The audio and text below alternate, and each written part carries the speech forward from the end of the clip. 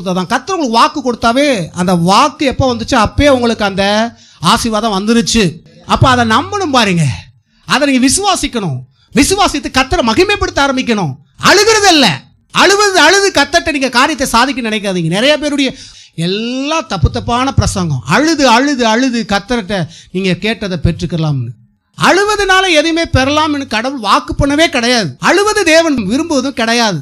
அழுவது என்றால் எதற்கு? மனம் திரும்புவதற்கு அழணும். நான் அந்த மாதிரி பாவம் செய்தேன் ஆண்டவரே, உமக்கு விரோதமாக பரத்துக்கு விரோதமாக பாவம் செய்தேன், அழணும். அதுக்கு அழணும், புரியுதுங்களா?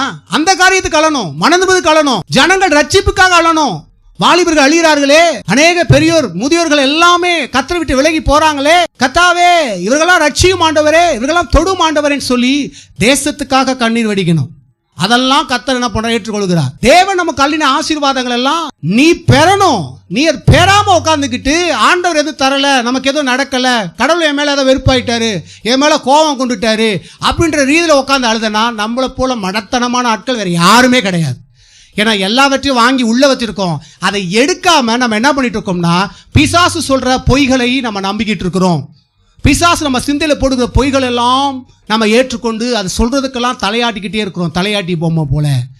அதே போல் நிறைய கிறிஸ்தவர்களும் போதகர்களும் இப்படி தான் தலையாடிட்டு இருக்காங்க.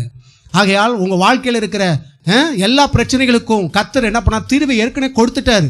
அதான் பாருங்க, மோசேட்ட சொன்னார், என்னிடத்தில் முறையிடுகிறது என்ன, கிளம்பி போ அப்படின்னா ஏற்கனவே சொல்லியிருக்கிறாரு போல. மோசேட்ட சொன்னதை அவன் செய்யாமல் மறுபடியும் போய் என்ன செய்யன்னு போய் நிற்கிறான். அப்போ ஆண்டவர் சொல்றாரு, என்னிடத்தில் முறையிடுறது என்ன, போ கோலை நீட்டு ரெண்டா பழக்கம் அப்படின்றாரு. அதை தான் ஆண்டவர் சொல்றாரு. அநேக நேரங்களில் நமக்கு எல்லாத்தையும் அவர் என்ன பண்றாருன்னா கொடுத்துட்டாரு.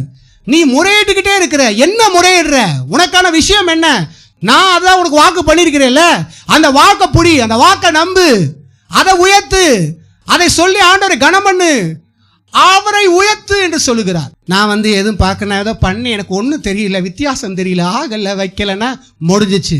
இது என்ன செய்து இல்லை, வார்த்தை என்ன சொல்லுது அதை மட்டும்தான் பிடிக்க போறேன். நான் உணர்றேன், உணரல, நடக்குது நடக்கல, அதை பார்க்க போதே கிடையாது. நான் பார்ப்பது கர்த்தரையும் ஒரு வார்த்தை.